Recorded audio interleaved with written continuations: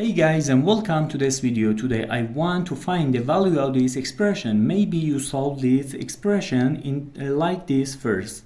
2 divided by 2 gives us 1, and 2 divided by 2 gives us 1, and now 1 divided by 1 is equals to 1.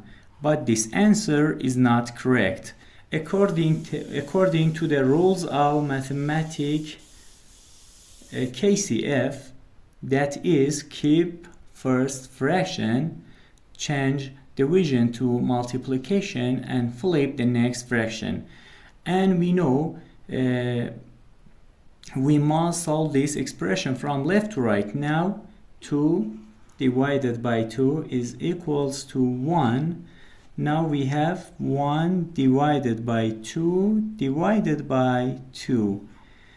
Now 1 divided by 2 is equals to 1 over 2 divided by 2. And now in KCF, that is, keep first fraction,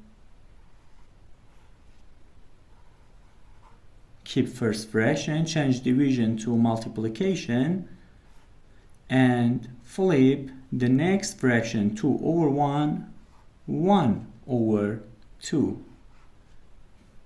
That is 1 times 1 is equals to 1 over 3 times 2 is equals to 6.